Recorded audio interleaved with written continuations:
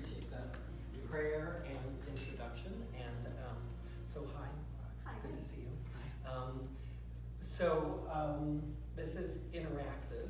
I want to talk with you about Patanjali's Yoga Sutras, which I called the talk the 8 limbs. But for those of you who were here last time I talked, this is really a result of last time I was speaking. I started talking about the Yamas and the Yamas and the Niyamas, the pajamas and the Yamas, and people were like, "You should talk on that." So yes, I realized that when I was going to talk on the Yamas and Niyamas, that was not a really good title, because mostly if you say you're going to talk on the Yamas and Niyamas, nobody knows what the heck the Yamas and Niyamas are. So I came close to it by the 8 limbs of yoga, because the Yamas and Niyamas are the first 2 limbs of the 8 limbs of yoga.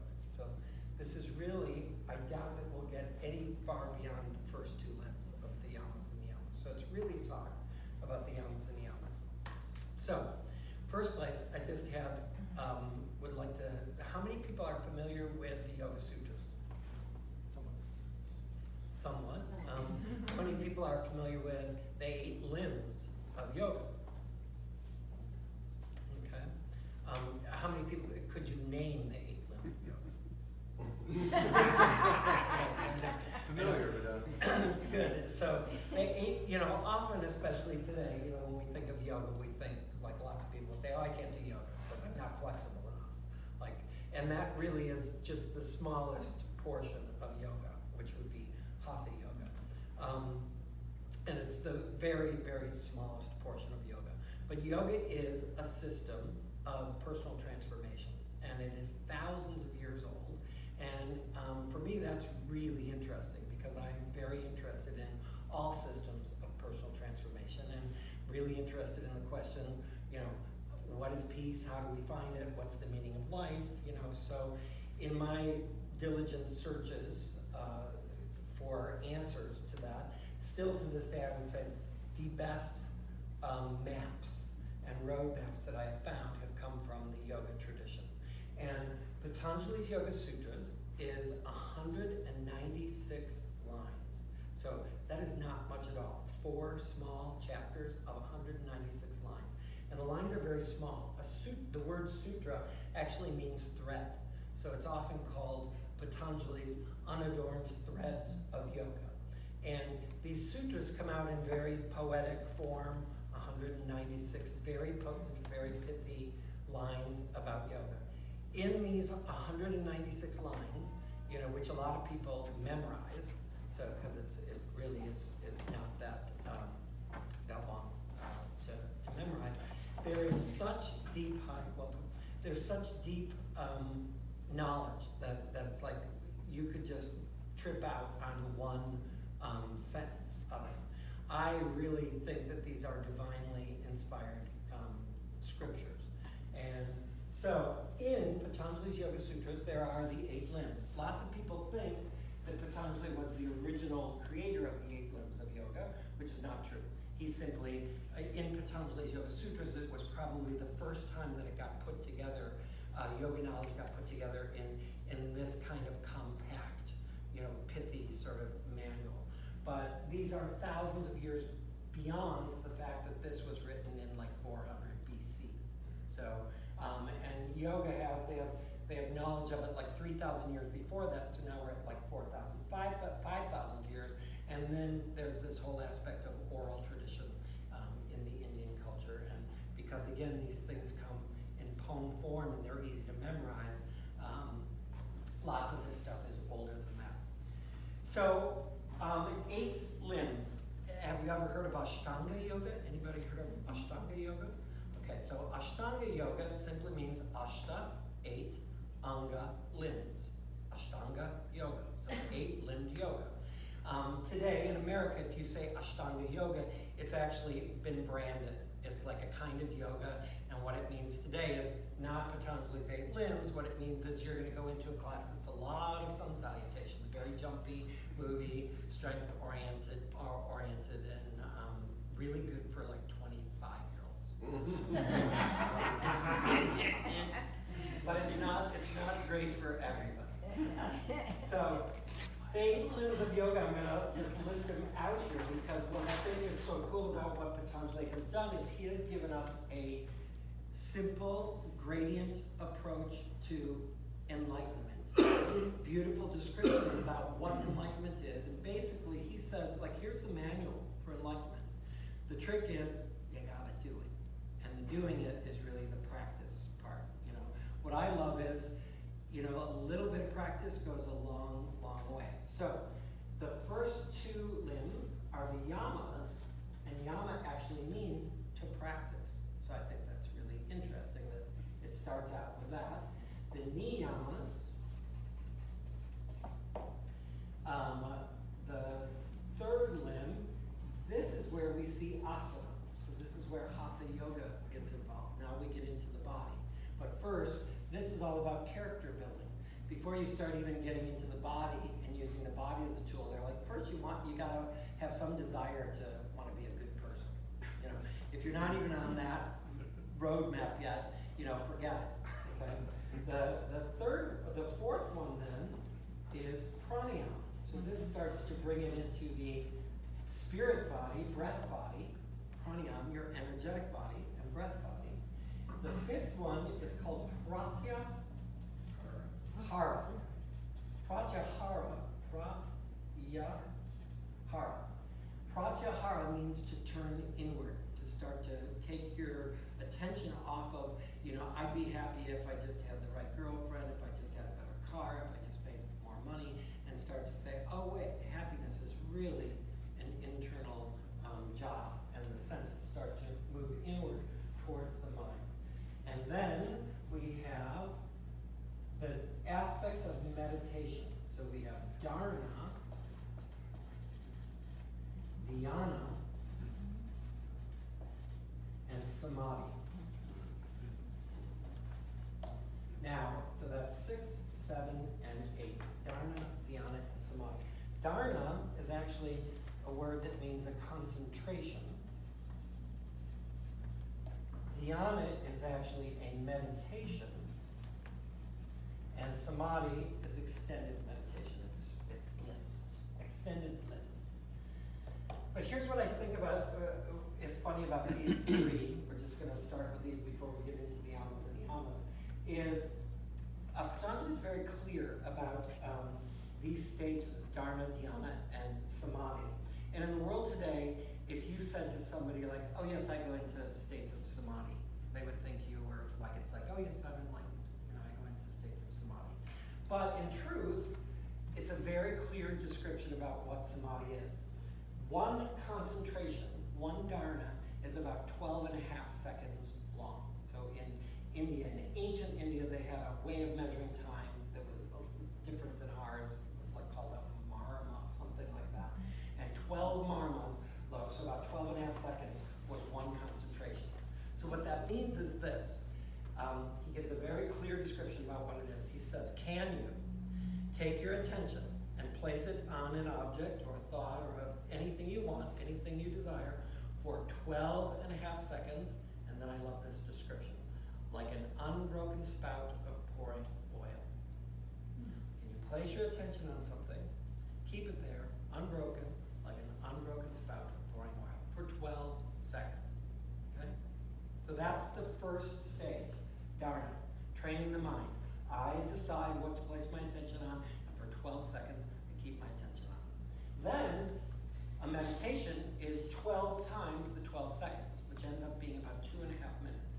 So you gradiently go up and go, now, for 2.5 minutes, can I, like an unbroken spout, pouring oil, place my attention on, you know, whatever it is that I choose, and then samadhi is 12 meditations. So that ends up being about 28 minutes. Can I, for 28 minutes, sit with my attention like an unbroken spout of pouring oil? Then, of course, beyond this, there's much, you know, more extended states of samadhi. I lived for many decades, 2 decades, in a yoga ashram at 2 different times in my life. And Swami Kripalu, who was the guru of Kripalu Center, he sat in states of samadhi for, you know, many, many hours, many, many days. You know, was in silence for 15 years, sitting in states of samadhi were very different than just 28, minutes of focused attention. But basically, being in charge of the mind, being able to direct our attention. If you are not in charge of your attention, you're not in charge of your experience. If you're not in charge of your experience, you're not in charge of your life. And most people are not in charge of their attention. We are distracted over here, we're repulsed over there, we're attracted over there, and we just don't even know why. It's just the way I am. I'm just human. It's just, it's just my mother was like that, or whatever the reason, So we're not really in charge of our attention deliberately. It is doing us rather than us doing it. And the whole aspect of freedom is getting to the place where we do it. And then the question is, who is the we that does it? And how do we access that we that's doing it? And what is it that we're doing? Okay? So practicing these stages really helps us attain these states of being where we are in charge of our mind and in charge of our attention and in charge of our experience, which is where real freedom comes from. Because if your mind is doing you, you're not really free. But if you're doing it, you're free. So most of what does us is habitual, indoctrinated, unconscious patterning. In yoga, that is called samskaras. Samskaras are our karma. They're the coloring of our karma. And the trick here is to remove the coloring of our karma so that we can see life and the experience of the present moment just as it is, and this is Patanjali's descriptions, just as it is, without any distortion. And that word distortion actually translated is called pradishta. It does mean coloring. So without any of our putting on our lenses, and just seeing it just for what it is, with the clarity of it being. It doesn't need any help to be more outrageous. So I want to get into the yamas and niyamas because I think they're really, really cool. And any questions, thoughts, anything about this? That would just sort of give us some bookends about where the yamas and niyamas fit. Any thoughts? Nothing?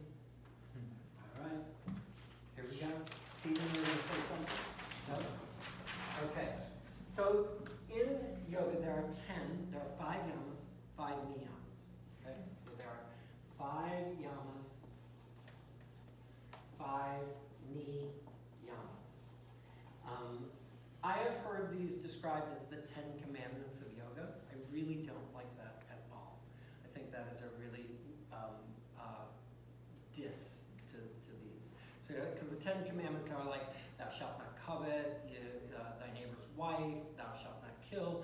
They're things to do, like rules. With I always just sort of feel like a shaking finger at the top of the thumb as they're coming out. The yamas and niyamas are really simple. It's like how not to create karma. It's like if you want to be a happy person, they're just natural laws. Okay? These are natural laws. If you would like to be a happy person, the yamas and niyamas are how to be a happy person. You don't have to do them. It is impossible to be happy and not be practicing the yamas and niyamas. It's just, it's sort of that simple. So I'll give you an example. Most of you, when you start to hear these, you've heard of them. Okay? So the first, we're going to go into the yamas here. So the first yama is called ahimsa. Anybody heard of ahimsa? Is that non-violence? Non-violence, okay? So Gandhi, non-violence. Gandhi, of course, based his whole, movement on ahimsa, on a non-violent movement. And it is the first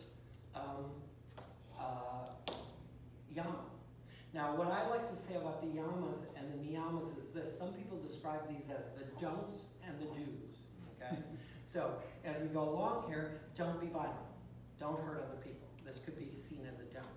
I don't think that's a really good way of describing it. I like to think of this as the playing ground is in our thoughts, in our speech, and in our action, okay? So that's the playing ground that we're going down to with these.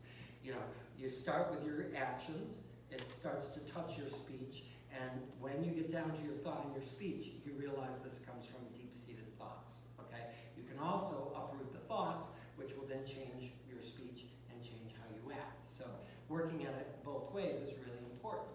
I like to think of the internal world as a garden.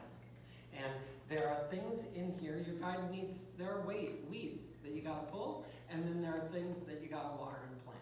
And I really think that's a much better way to look at these things. The 5 yamas are weeds that you wanna pull out from your garden. And these weeds are karma creating, okay? So, if you are, this is what Patanjali says, if you're a violent person, you are creating for yourself and to others unending misery. That's all. If you are, if you're a violent person, you are creating for, if you are hurting yourself and others, you are creating for yourself and others unending misery. Okay? That to me is a good reason to go, I think I'm going to try, pulling out violence, from my thoughts and from my thoughts, my speech, and my action. Here's the other cool thing about it. What do you have if you remove violence from your thoughts, your speech, and your action? Peace. Joy. Love. That's love. So what's really interesting is, I think again what's so cool is, it's not saying practice love. It's saying remove violence in your natural state. What is left when you take violence out of your own thought, speech, and action is, you are loving at your core. You are removing again the coloring, the samskaras, that hide the fact that your nature is one of love. I also, yes, Mark? Oh, I don't want to interrupt you. Oh, that's right. Go right ahead. Well, violence could also be verbal violence. It doesn't have to be physical. Absolutely. So here's the question. I've been studying yoga for many years. Here's a question that I have about this. It's part of our spiritual practice to remove that from our life. What if a person is suffering from mental illness and they can't do it? Are they generating more karma for themselves? I mean, is there some kind of consciousness in the universe that the person doesn't have any free will, they're not able to help themselves? I mean, where does that fit in here? I know somebody who's verbally abusive and they have a chemical imbalance and they can't stop it. They can't stop it. Right. So, great question. Yeah. And the only possibly correct answer about that is, I don't know.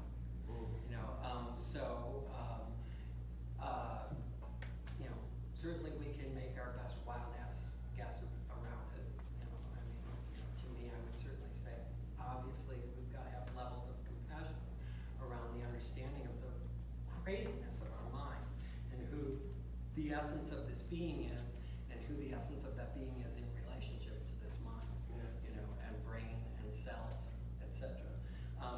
And we are not our mind, but that's an interesting question. Yeah, I don't And it's one of the questions, one of the many that these practices begin to bring up. What's really violence? That's a great, nuance. Questions like that will come up for every one of those, where we start to think, And again, like ahimsa, nonviolence, and then we get to war, and we go, this is a tricky question. It's sort of like, wow, if we go to war now and we kill 1,000 people, we might be saving the death of 1 million people. Is killing 1,000 people better than killing, what's violence? Would it be more violent to not do it? I mean, so it certainly brings up questions, and it's worthy questions to ask about, what is the root of violence? So, ahimsa, non-violence. And what I love is when you're left with this, really it's a practice of love, but you're not actually practicing love. You're just weeding your garden of violence. Violent thoughts, speech, and action towards yourself and others. What's cool is people who have, and then he talks about this, when someone has removed violence from their being, what happens in that person's presence is other people feel it and they feel safe. They feel the removal of hostility is out of the air and they feel safe. So the result of that feeling is one of love, one of like, wow, I'm safe, I'm at home, I can, open up, which is really, and he describes that about what happens when you create the state and you remove that samskara from your life, you create a vibration of safety, which is pretty darn cool. I think it's interesting too that love, thousands of years ago, I like to say love has a marketing problem. You know, because, you know, like if I said, oh, come to the workshop on love, we're all like, yeah, that's great. You know, like, no thanks. You know, it's a Hallmark card. It's not a great, you know, it's not a great thing that we're all racing towards. And I think they had a marketing problem back then, because I think this real first one is actually love, but, you know, we'll call it nonviolence. And I think that's pretty cool. So, any thoughts about ahimsa, nonviolence? Yes. So that includes like all living, this is where it comes into like animals and included into this part. It is. And so, of course, in India, you know, there, or used to be, vegetarian by, you know, by religion. Now it's changing, certainly now. But part of that was violence towards living beings. But then again, you can go, but doesn't plant have feelings? And, you know, at what level do we say, you know, that that's okay or not okay? Yes. And I've heard that that also means that certain professions you avoid. If you're gonna follow that real strictly, you don't become a soldier or a butcher or anything that has to do with death. Is that Buddhism or did that come from this? I'm not Oh, sure. that's interesting. I've never heard of that. That must be Buddhism that says that. I've not heard of that. Yeah, But- there's a story about Buddha, a legend that he entered a boat and killed somebody, and then the legend says people asked him, why did you do that? They said this man was going to drop a bomb on a city or something, and he had to stop them. So I don't know. I think that's Buddhism. That doesn't come from this tradition. Right. There is a yoga story about ahimsa that says there was this master who was, you know, very enlightened, and he was sitting in a cave meditating, and he was practicing, you know, nonviolence, and the next one, truthfulness, satya. So the next one is not lying, telling the truth. And so he was practicing not telling the truth, and as he was sitting there meditating, a man with a bundle on his back came running by and ran into the cave next to him, and then some really nefarious robbers and characters and came up and said, did you see a man with a bundle? And he said, well, I can't lie. So he said, yes, he's in the cave next door. They go in and they kill the man next door, and as a result, the person who didn't tell a lie did not attain enlightenment in that lifetime, because he actually, through his act, you know, created the violence of the murder of the man. So sort of an interesting thing. But what were you gonna say? Like, what made you laugh? Well, it was just that, I mean, the general idea really is the only one problem we have in the world is the fact we think we're separate. Yes. Once you know we're not separate, that just changes the whole game. You're talking my game. Yes. And That I mean, is we're the- all one, even with animals. That's why you wouldn't want to slaughter animals, because you're just slaughtering yourself. I mean, there's only one energy that we're all part of. Yep. Yeah, as I like to say, you're infinite, eternal, and whole. To me, that is the, you know, the core belief that's the most fun belief on the planet to have. And when you hold that belief, it makes it exactly like Which you're saying, kind of we're answers not that question we were separate. talking about. We are a projection from the mind, like we're not a body. So all of us projected this body. Mhm. So technically, all healing takes place in the mind. So truly, nobody's really mentally ill. Mhm. Their body Oh, we're is pretty mentally Oh, I know, ill. but I mean, it's impossible to be mentally ill in truth, Got it. because it's your consciousness. You can clean up and be back to where you were. Mhm. It's kind of in the dream and the illusion. Mhm. You would be whatever you think you are. So that's really great. Tell me your name again. Dawn. Tom. And I just want to say something about that, because especially those of us in New Age thought, and I totally followed, you know, what you were saying, that, you know, our mind is the creator of Everything. material reality. Everything. But then there's this aspect of mass consciousness mind, you know, so I can go, my mind is creating my own experience, okay? But at the same time, I'm swimming in a mass consciousness experience that our mind created, and our mind is my mind, but it's still our mind. And God's okay? mind. And God's mind. So there's a little bit of a trick there. So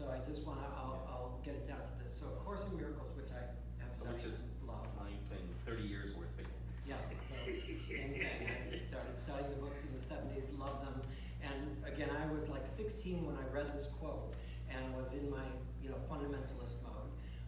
And it said, all sickness is a form of separation from God. Okay, so and I was very much on we create our sickness, and so all sickness is a form of separation from God. So then I quickly was like, oh, she got breast cancer, it's because she separated herself from God. She probably got angry at her mother and metastasized in her breast, so she caused her cancer, kind of deal. Possible. Possible, and certainly if it were me with the breast cancer, I would be looking at things like that around my own consciousness. However, there's also this other aspect. We live in this world, there's cell phones going everywhere, there's vibration, why not you get cancer? No creation around that whatsoever, where this is part of our mass consciousness. So when I first read that, it was like all sickness is a form of separation from God. So if you separate yourself from God, you're going to get sick physically. And that was how I first read it. And now the way I feel about it is this. When we're sick, we've separated ourselves from God. Whenever we've separated ourselves from God and our oneness, we're sick.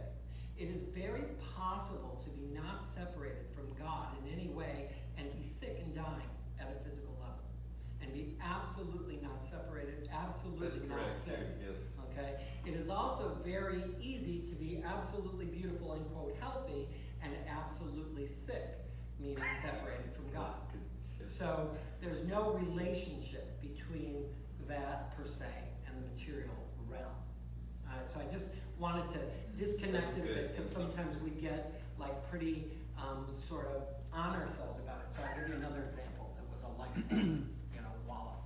I got robbed one time. I don't know if did I tell this story last week? So I spent a year getting a divorce and going through everything, and I've had a dream. I'm going to have a cabin in the woods alone someday. So I got divorced. I was moved to got a cabin on 70 acres in the middle of the woods in the Massachusetts mountains with a sweet lake out front, sweet little cabin. Went, got it all set up, 2 weeks moving in, every picture hung, did my magic. It was a magical place, and then I went back to Chicago to be with my kids for Thanksgiving. I came back on that Sunday afternoon, and 2 o'clock landed. At 4 o'clock, I was starting a yoga teacher training for 1 month with 75 people. And so I had 2 hours. I'm gonna walk in my home, drop down my bags, turn around, and start my thing. And I get to my log cabin, and I turn the door, and I open up the door, and everything was gone. And I was like, let me try this again. Whoop! And everything was gone. I did it like 3 times, walked in, like what? That, what reality are you doing? I walked around the house, and like a moving van had come up and just taken everything I owned, just right out. And I had spent, it's a lot to get divorced and go through this is yours, this is mine, the whole thing, and it's like I get it all set up and then, boom. So because I don't believe in accidents, right? And I believe in God, and I've got a personal relationship with God, I'm like, really? Really? God is abundance. You think I deserve this? Not like, attachment. Really? Wow. Boom. Wow, this is really what you think I deserve. And then quickly I had this thought. The amount of times during that year that I said to myself, I do not want to take anything from the past with me. I do not want to take anything from the past with me. I was like, oh, shit. Should have been a little more specific. I was like, I wanted, but what's really interesting is out of all of that, $300,000 worth of stuff, out the door. But out of all of it, I miss the photographs of my children, the videos of my children's childhood, which at this point, with them in their 20s, they would really like to see, because they'd never even really seen them, because we'd just taken them kind of deal. And I miss my jewelry from my grandparents. That's it. Which is so amazing. That's it. But here's what's cool. After that happened, I called the police. I finally realized that I have been robbed. Call the police. The police comes over and he says this thing to me. He says, it's not personal. There's a lot of robberies. The economy is really bad. There's robberies going on all over the place. And it was really interesting because it's absolutely personal. God did this to me. This is, and it's not personal. It's totally not personal. Robberies are, it's like, could those two things coexist? And the reality is that they coexist, you know, they coexist. You could get cancer, and it's just not personal. You know, everybody's getting it, it's the sign of the times, you know, we live in the thing, you know, it's not personal. At the other level, if you get it, you gotta go like, how personal is this? And it's personal, and what did I do, and what could I change, and what could I learn? So it's personal, but it's like, wow, I have noticed that it really helps to not take it personally, to really get some of the reasons about why it's really personal. You know, and if you're just taking it personally, without realizing that it's not personal, you don't actually glean everything. Does that make sense? Yes. Sort of a weird paradox. The ego takes it personally. Ego takes it personally. That's the difference. Yeah. All right, so ahimsa, we're moving along, aren't we? Yeah. Yeah. So satya. Satya. This is truth. Satya means truth. Anybody heard of satya, the word satya before? Practicing satya, practicing truth. Or this is non-violence. This is not lying. Lie. How do we do that? L-Y. L-Y-N-G.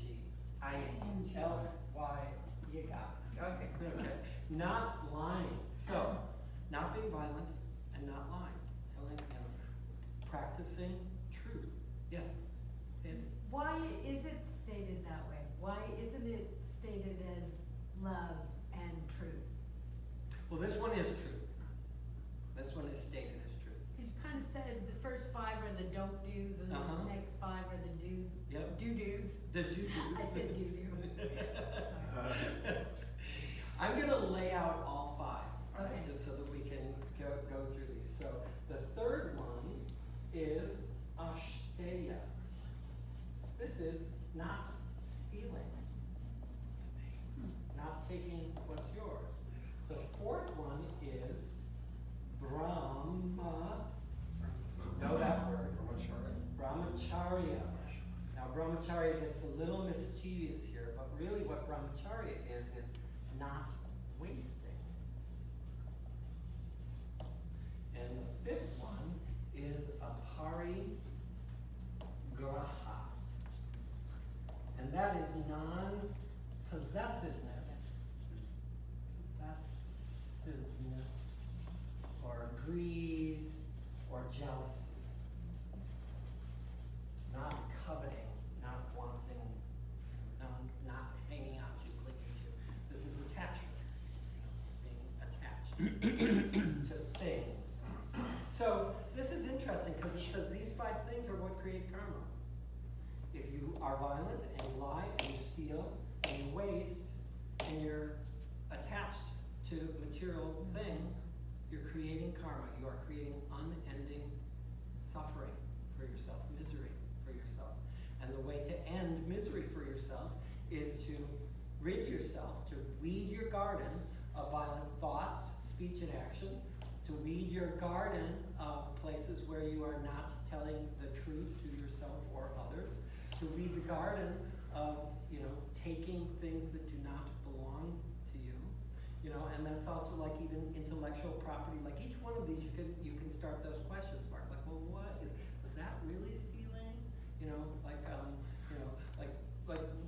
and brahmacharya is really interesting because brahmacharya, if you say it in India, that you're practicing brahmacharya, Yes. it would mean that you are practicing celibacy. Right. Okay? But really, what brahmacharya means is not to waste. It means Brahma, and this is actually what Don was saying. It means everything is God. Everything is God. And when you, acharya means when you wake up to the spiritual teaching that everything is God, you treat it with respect. When we treat things, everything with respect, it's pretty hard to waste, you know, because we're really treating things with respect. If you're wasting things, you're just not consciously treating things with respect. Waste is a lack of respect. So along with this, not wasting is, you know, the spirit, that's my phone. That's all right. It's God calling. You gotta answer the call. Got it. So, you can get it. Put them on FaceTime.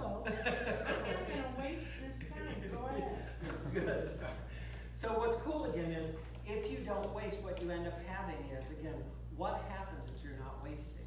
You know, who are you? You are a person who respects things. I have a friend, she's amazing at this, and she has tons of money, which I love, but she lives so simply. She could have, you know, tons more than she does, but she is so conscious about what enters the threshold of her home. She spent a long time building with her husband a one-bedroom house without a square inch wasted. A little guest cottage for her daughter to visit away from the house. You know, they have solar heating and their own garden, and they eat, you know, from their garden. And they're completely off the grid, and they live in Hawaii, and they have a really beautiful life. But she doesn't allow anything to cross over her threshold that, you know, into that house that she would have to take care of. Like, everything has it. And then if she's gonna get rid of something, she sells it, which is really amazing to me. Like, I'm like, wow, my God, she sells it. But it's, like, number one, she brought it in there because she really loved it, respected it, and had a story. Number two, when she lets go of it, she really is respecting it on the exhale of it also. I think she's a great example of brahmacharya. And a parigraha, not possessing and grabbing. Now, for me again, I'm gonna go back to what Don was saying, which is, if we get that we're infinite, eternal, and whole, and this is also what Patanjali says, these things fall away. It is pretty hard. If you are really believe that you are infinite, eternal, and whole, then what happens is I believe you're infinite, eternal, and whole. I can't just go, I'm infinite, eternal, and whole, and you aren't. You know, like, we're all infinite, eternal, and whole. So that means, wow, I'm infinite, eternal, and whole, you're infinite, eternal, and whole. We are here together forever. We've been here together forever. We're not going anywhere without going there together. So I might as well be nice to you, you know? Because we've been together forever, we're gonna be together forever, and if I'm not nice to you, chances are somehow the score is even up here somewhere, you know? And not being nice creates unending misery. Like, so let's start being nice, you know? And that's what that belief starts, which is, if you're infinite, eternal, and whole, if you're an infinite being, then, you know, now, wow, we can start being nice to each other. We can start telling the truth, because what's there to hide from? We're here together forever. You know, we can, there's nothing really, and this is really interesting, when people steal, it really comes from such a place of personal lack. You know, if you start to practice not stealing, if you were a person who was really stealing from others, and you started to practice the art of not stealing, you would then learn to really depend on yourself and realize your own ability to create and manifest, and start to realize the abundance of everything, you know, and probably end up being a very giving person, because that's what the opposite of non-stealing is really generosity. Okay? A person who has really got non-stealing down is generous. There's more than enough here to go around. Not wasting, and then not clinging. So, yes, Sandy. If I understood this correctly, when you were talking about the fifth one, Yes. you were talking about things. Yes, it's pretty external, but it could be internal also. Where does jealousy fall into things? Well, jealousy, we're generally jealous of things. Other women, other men, other, you know, people's money, you know, other people's talents, you know. Which is part of possessiveness. I want what you have, you know. I just didn't think And of those as things. holding on to Okay, what I we have, understand now. just like, this is mine. But again, you know, that whole aspect of this is mine, and when we start to really feel like we are all together on one world as a And thing, it's all ours. this is ours, which is interesting. Could you give another example, number 5? Yes, of non-possessiveness. Oh.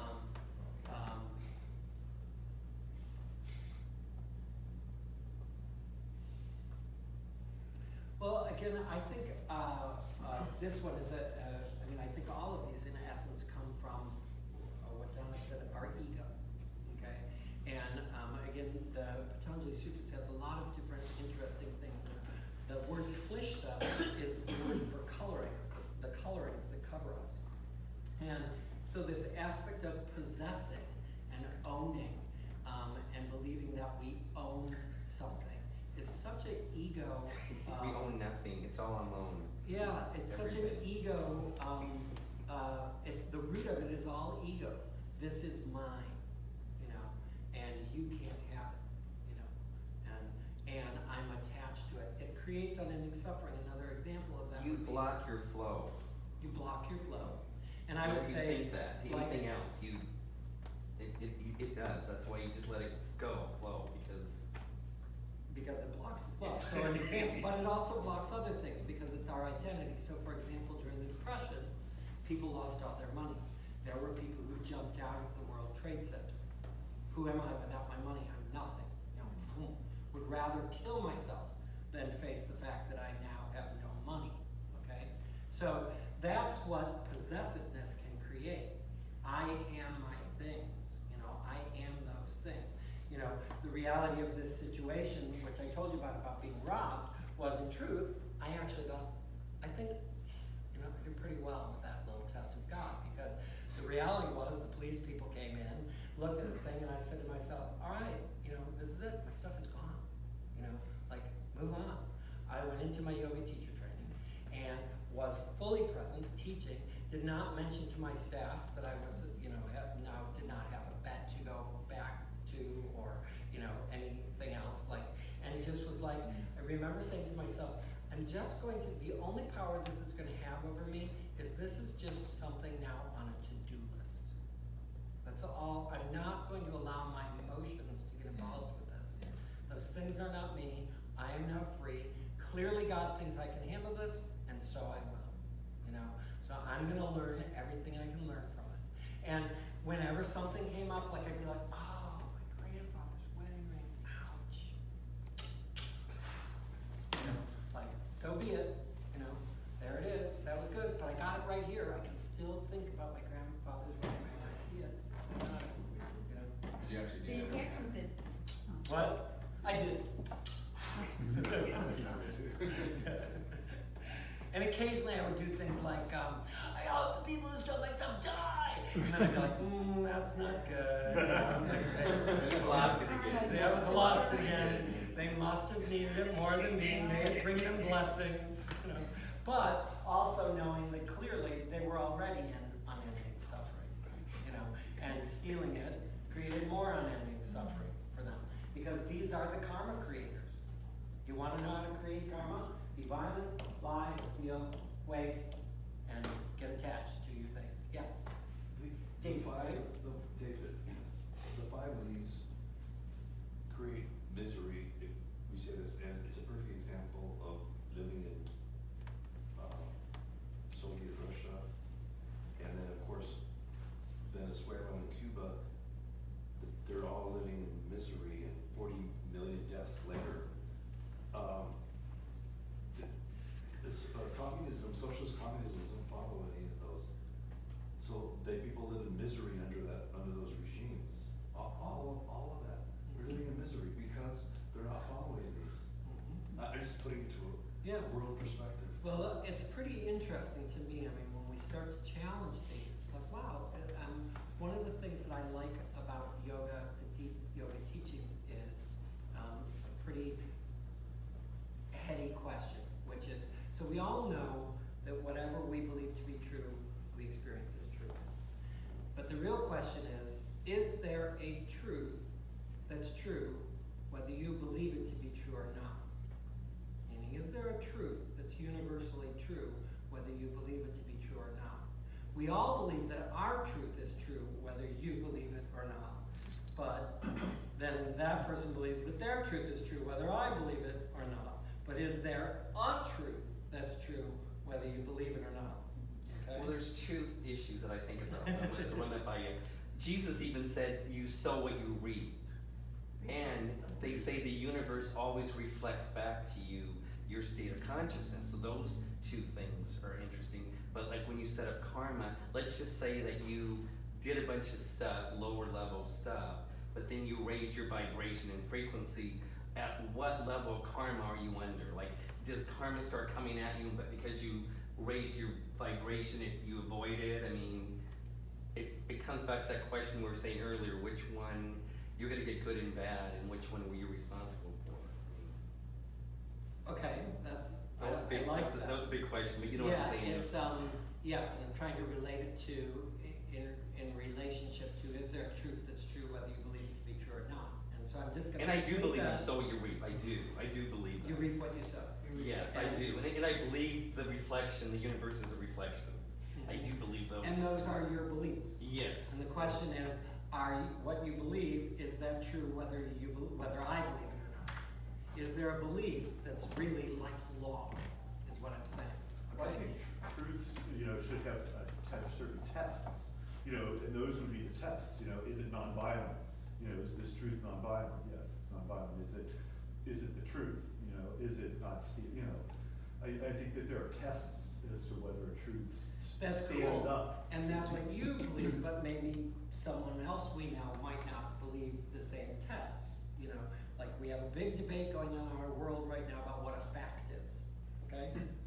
Okay, it's a pretty big problem about what a fact is, okay? So we got a whole bunch of people thinking these facts are facts, and a whole bunch of people thinking these facts are facts. But we Is really there- know. Is there, exactly, is there a fact that's a fact whether you believe it's a fact or not? Course in Miracles question. says we give it meaning, right? We all give Right. everything meaning. We give All everything, the- all each the meaning meaning that it and has. everything, yes. So I guess everyone's right. Right, except, what I wanna say is this, in yoga there's a thing called Sanatana Dharma, which is the search for the religionless religion. It is the search for the truth that is the truth. Okay, now this is where we get into danger. Whenever somebody believes they have the truth, capital T, we're in danger. The person who flew into the World Trade Center, they believed wholeheartedly that the truth was they were gonna get rewarded by God and get 1,000 virgins in heaven, and that was the truth. So much so that they died, doing it, okay? Now I know I'm gonna die, with my own truths going on, but the question is there a truth that's really true, whether you believe it to be true or not? That's true, and this is the tricky thing, that's true beyond belief, okay? And this is where meditation comes in, because when you learn to access the self that is beyond all your beliefs, even your best and most spiritual and lovely ones, and you access an experiential self that is beyond belief, you sit in a state of awareness that is experiential and beyond belief. And this is like the problem about it. It's sort of like this, like they say about Zen. The moment you start talking about Zen, you're far from it, okay? And that happens to be the problem with the truth. The moment we start talking about the truth, we're far from it, because the truth is actually this wonderful natural law that you experience, okay? That we are all held by in experience. That was a long way to say back what Stephen was saying, which is my experience with these, the principles that get laid out in yoga they're the clearest reflection of capital T, the truth, that I've ever come across. Now, mind you, that's me, but I think it's But that's because you believe it. of course. Except I just got what you said. All of us are at a belief level, but then it turns into a knowing. Yes, And knowing is not believing. it's beyond belief. Knowing is just wow. Yes, No. So it's I just- you just Yes. beyond the knowing. It's a state of Beyond the, contentment, you're yeah. content knowing yes. Yes. and believing. It is a state of presence, and in that state of presence, we experience that we are infinite, eternal, and whole, and go beyond believing that we are infinite, eternal, and whole. And when we have the experience that we are infinite, eternal, and whole, which is the real state of meditation, what happens is these things begin to dissolve. You can never go back. You can never go back to what you thought. That is true. Mark? I think it's going beyond the world of appearances. What is the fundamental truth beyond the world of appearances? That is the goal of all mystical paths, to cut through the appearances and get to the underlying truth of it all.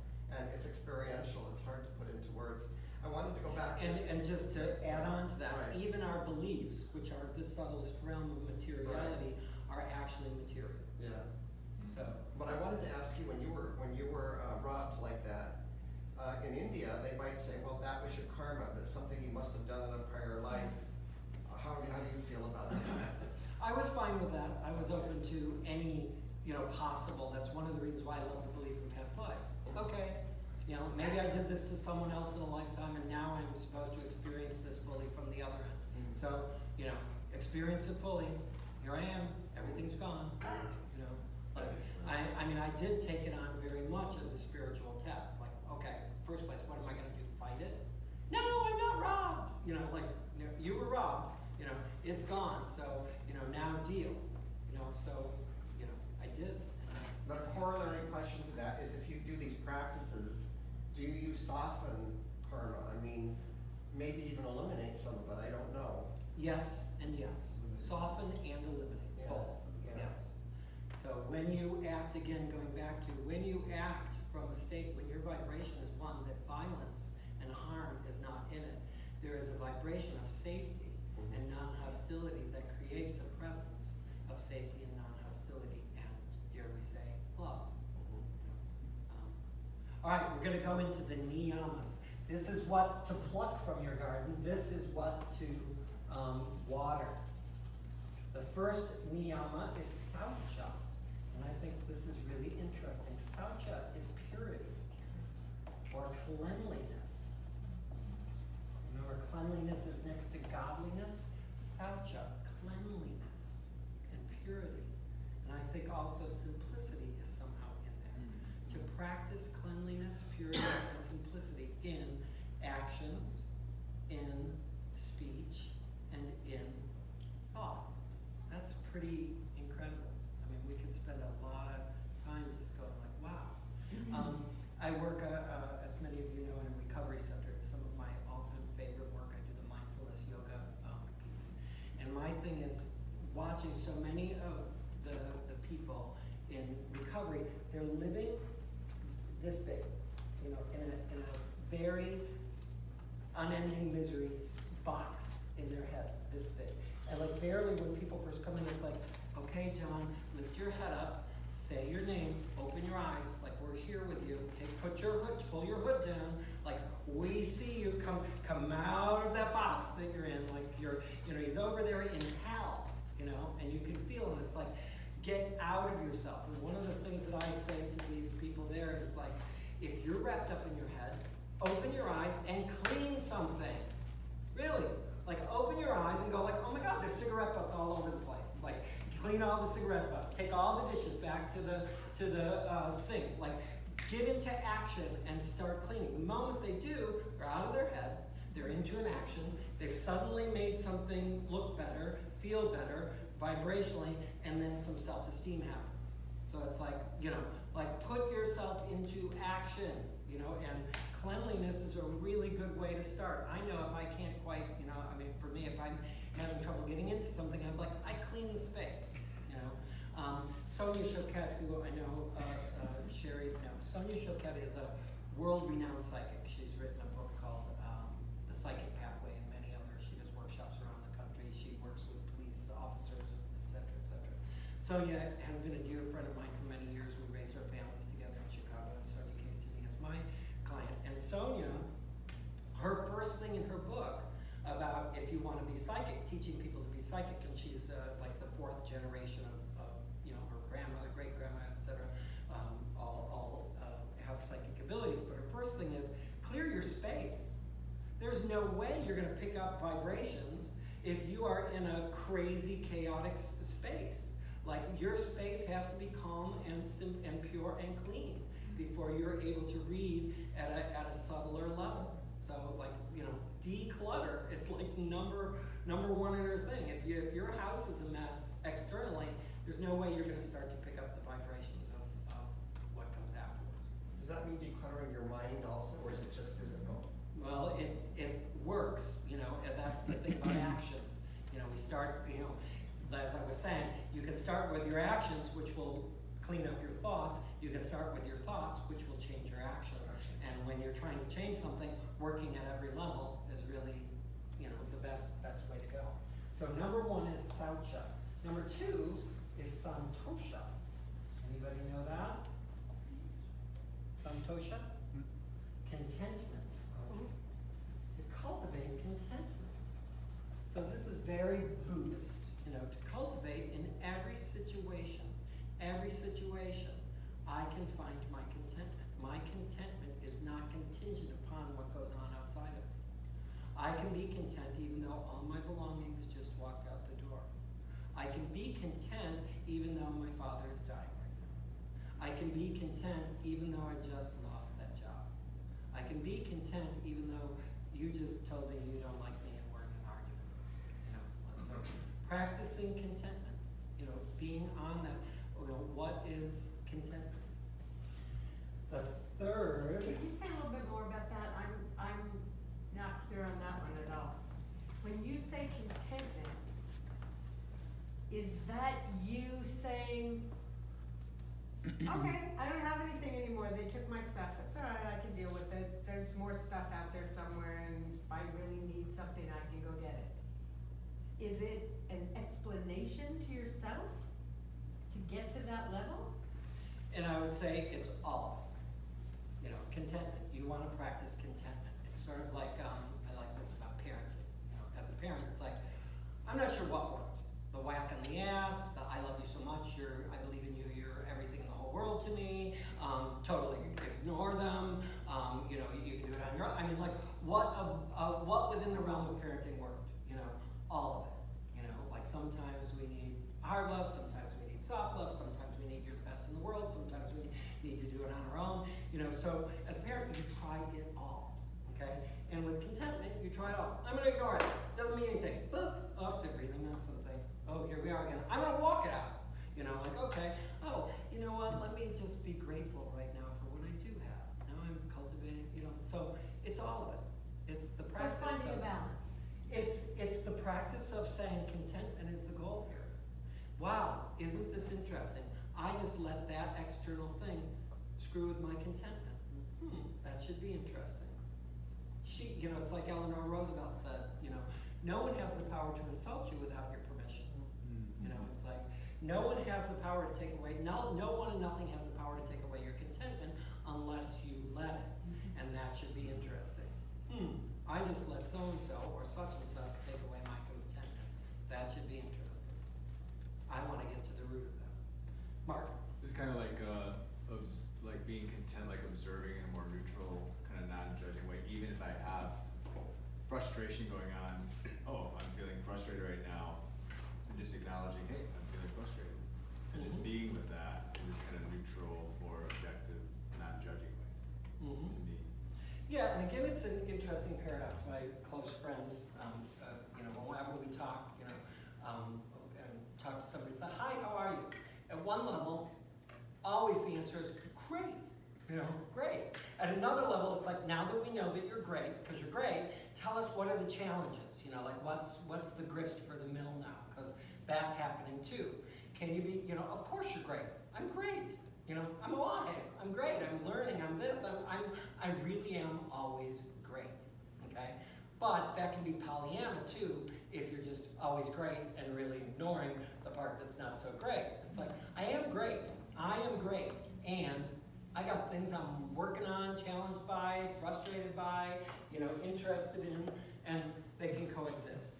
Okay? But contentment is our goal. I'm going to whip out the last three, because we're going to finish the Yamas and Niyamas in 2 minutes. These three are actually, in some ways, like the most important. Yes? Tapas. Little place. Yes. Little plates. A nosh. Everybody needs, when all else fails and you're screwing up with everything, eat. No, that kind of topics. In there is the gunas. Yes, that is true. All right, tapas. Here we have swadhyaya. And the cool thing about Sanskrit is it's phonetic, so you can't misspell it. And 5 is ish, vara, prani, dana. Okay, so what these mean, and they actually go together. Tapas is grist for the mill. Okay, so this is something you want to cultivate in your life. What are you working on? What practices are you putting yourself into? What new growth edge is waiting there for you? Okay?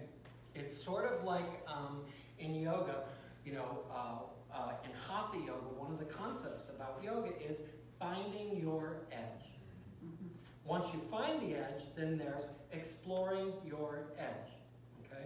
And it should be interesting who you are once you get to your edge. We have edges of flexibility, we have edges of strength, we have edges of endurance, we have mental edges, we have all kinds of edges. But first it's finding an edge, then it's exploring an edge. And who you are on these edges should be important. Are you the person that's like, oh God, I never want to go to an edge? You know? Or are you like, I'm going to the edge, up, over, and beyond, ow, ow, ow, and then you hurt for weeks and you never go back, you know? Like so, or can you go to an edge consciously, get there, feel into it, breathe into it, find out more about it, experiment, self-regulate, you know, have some interest in there about finding the edge and exploring your edge. That is really what tapas is. It is creating deliberate, conscious edges for yourself. Grist for the mill. Okay? Things to cultivate. What are you practicing? I'm going to become a vegetarian. I'm going to go to the gym 3 times a week for an hour. Discipline? Different than discipline. Well, I I just heard austerity. hate the word discipline. Or what about austerity? I like grist for the mill. I mean, I really want to keep it there because, as I like to say, when I look back at my life, I've never done anything well out of discipline. You know, and you know, when I moved into the ashram, I was going to get enlightened. I was applying discipline. I was doing it. It wasn't until I let go of all of that that I allowed myself to love yoga that I really started to learn and be fruitful in my yoga practice. Discipline got me very little. Okay. Happy to hear that. Huh? I'm so happy to hear Yes. that. I've also heard it translated as austerity. Is that another translation? I haven't heard that. No? No. Okay. But tapas is a good one. Creating tapas, creating grist for the mill. So it's a great question to ask yourself. What practices? And to me, the word is practice. And again, for me, all this is about practice. But I love the word practice. Whenever I'm practicing something, all it means is this. I'm going to make this a practice. I've just held up a mirror. Now, when I'm doing the thing that I'm saying I'm practicing, I am watching myself at every level. And that's what makes it a practice. Now, I'm bringing awareness to this thing that I didn't previously have awareness to. And, you know, in practice, I always say, this is part of my yoga teacher training, there's an arm, the arm of practice. And the first step of the arm is awareness. You can't change anything if you're not aware of it. So, first you practice being aware of something you want to change. Secondly, you move into, once you're aware of it, now you're exploring the edge. You regulate all different experiments in how to self-regulate, you know, in that thing that you've now become aware of. And then after practicing regulating it, you have prolonged periods of mastery, where it's like, you know, when I was here, before I was aware of it, it was doing me. Then I became aware it was doing me. Then I started to regulate me doing it doing me doing it doing me, and now I do it most of the time. You know, so mastery isn't perfection, but it's like we've moved around that process of practice. So, you know, this is tapas. What are you putting yourself in where you're now started on the wheel? I'm aware of it. I'm going to start some practices of self-regulation, and I'm moving towards mastery. You know, prolonged mastery. Swadhyaya is self-study. Okay, so again, looking at yourself, we should be interesting. And what's really fascinating to me again in recovery is, so sadly, so many of these people aren't interested in themselves. They're not interested in they don't believe that happiness is even a possibility. You know, so it's like, you know, there's no fire to be, you know, to have some self-interest in self-study. And it's like, wow, you know, which is why they're way down here. You know, the last, and you know, it's no accident that love or nonviolence is number one, and last is, and then Fear. no, this is throw in, this is great faith in God. So it's like all this, and then you know, okay, God, you know, thy will be done. This is, you know, I don't know, damn thing and help me out, you know, like, you know, may grace rule, you know, like, so do it all and have some devotion and openness to, you know, there is a higher power way beyond my will. But, you know, that's a pretty cool grouping of practices, isn't it? 4,000 years old. What have we been doing? But I think it's pretty darn interesting. Swami Kripalu said that the yamas and niyamas are like a garland. If you pick up one bead of the garland, you pick up the whole strand. So if you start to practice any one of these yamas and niyamas, they will all lead into the other. Can you do me a favor? I wanna take a picture of that. You go right Can ahead. you just jot, can you just jot down a word or two next to 3, 4, and 5? Yes. Topics. Grist for the mill. Could be. Self-study. And devotion to God. Now you can post it. Great. So, thank you all. I really appreciate your attention, appreciate you coming out on a hot Wednesday night, appreciate your interactions. Mark, I want to thank you for, Mark does all of these wisdom shares, arranges this, creates a great program, so really appreciate it. Thank you for sharing. Thank you. Thank you, Devarshi. Thank you. I don't care. I was just gonna air it on it. Okay, here, I'll give you my phone. So maybe when Devarshi comes next, I might, Send it yourself. if he doesn't That's mind, fine. if Devarshi, when he comes next, we'll make it go to 8 o'clock. Yes. I don't mind. I have a hard time talking in 55 minutes, but Yeah, he has so much to offer, it's like I always like for me. I was pretty happy I did it. That was pretty good. Well, come next week, you guys, come next Wednesday, we're gonna have the movie, this guy, he talks about the universe,